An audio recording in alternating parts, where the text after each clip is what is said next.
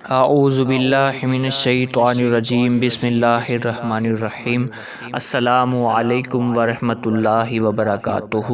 پیارے دوستو، میں امید کرتا ہوں آپ سب خیر و عافیت سے ہوں گے، اور اللہ پاک سے دعا کرتا ہوں کہ اللہ تعالیٰ آپ کو اپنے حفظ و امان میں رکھے۔ سیرت نبی صلی اللہ علیہ وآلہ وسلم پارٹ 2، عرب کی اخلاقی حالات۔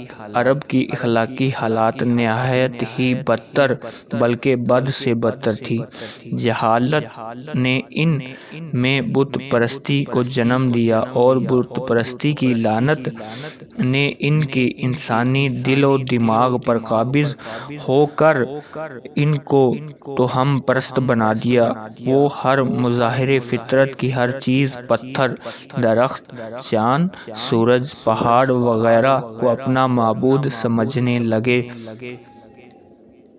اور خود ساختہ مٹی اور پتھر کی مورتیں عبادت کرتے۔ عقائد کی خرابی کے ساتھ ساتھ ان کے اعمال و افعال بے حد بگڑے ہوئے تھے۔ قتل، زنا، شراب نوشی، حرام کاری، عورتوں کا اغوا، لڑکیوں کو زندہ درگور کرنا، عیاشی گوئی، غرض کو ایسا گندا گھناؤ نا عمل تھا جو ان کی سرشت میں نہ ہو رہا ہو۔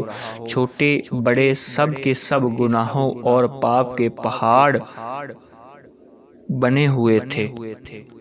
حضرت ابراہیم کی اولاد، بانی کعبہ حضرت ابراہیم خلیل اللہ علیہ السلام کا ایک فرزند کا نام گرامی حضرت اسماعیل ہے، جو حضرت بی بی ہاجرہ کے شکم مبارک سے پیدا ہوئے تھے۔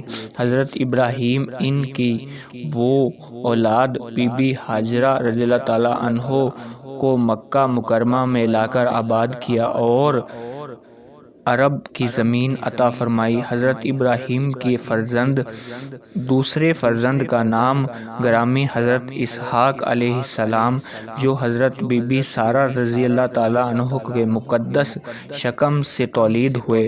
حضرت ابراہیم علیہ السلام ان کی ملک شام عطا فرمایا۔ حضرت ابراہیم علیہ السلام کی تیسری بیوی حضرت قطورہ کے پیٹ سے جو اولاد مدین ہوئی، ان کو آپ نے یمن کا علاقہ عطا فرمایا۔